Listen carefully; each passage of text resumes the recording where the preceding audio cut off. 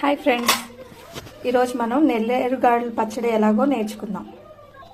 దానికి అవసరమైనవి ఎండుమిర్చి, పచ్చిశనగపప్పు, మినపప్పు, ఇంకా వెల్లుల్లి రెమ్మలు, ఇంకా జీలకర్ర, మెంతులు.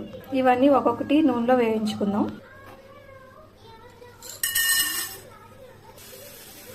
ఇలా ఒక్కొక్కటి వేయించుకోవాలి.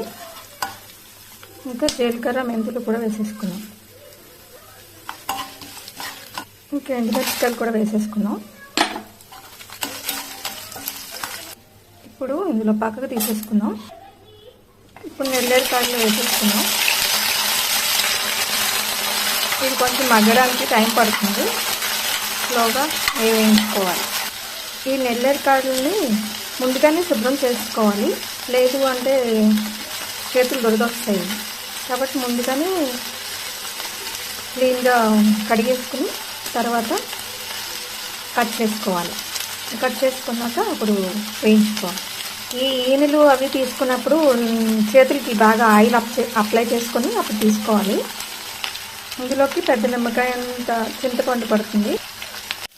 ఇవి బాగా వేగిపోయినవి మనం తీసేసుకొని మిక్సీ జార్లో, ఇవి బాగా వేగిపోయినాయి. ఇప్పుడు మనం మిక్సీ జార్లో పచ్చడి చేసేసుకోవచ్చు. ఒక్కొక్కటి వేసేసుకొని బాగా చల్లారాక మిక్సీ చేసుకోవడమే.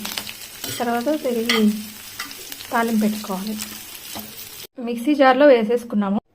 ఇందులోనే సరిపడా సాల్ట్ వేసుకోవాలి. నేను 2 చెంచాలు వేస్తున్నాను, మీరు సరిపడా వేసుకోండి. కొంచెంగా బెల్లం కూడా వేసుకోవచ్చు. కొంచెం ఇష్టపడే వాళ్ళు వేసుకోండి, లేదంటే స్కిప్ చేసేయచ్చు. తాలింపు పెట్టుకోవాలి.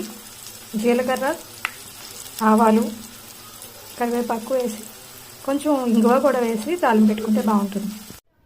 ఈ నెల్లేరుకాడల పచ్చడి తయారైపోయింది. ఈ పచ్చడి అప్పుడప్పుడు మనం చేసుకుని తినడం వలన మొదటిది ఎముకల ఆరోగ్యం బాగుంటుంది. మోకాళ్ళ వాపులు, వయసుతో వచ్చే కీళ్ళ సమస్యలు ఇది చక్కని పరిష్కారంగా చెప్పవచ్చు. ఎముకలు గుల్లపారకుండా చూస్తుంది, గుండె ఆరోగ్యం కాపాడుతుంది, రక్తం గడ్డకట్టకుండా చేసి బ్రెయిన్ స్ట్రోక్స్ వంటివి రాకుండా చేస్తుంది. ఇంకా లేడీస్కి నెలసరి ఇబ్బందులు అనేవి ఉండవు ఇది తినడం వల్ల.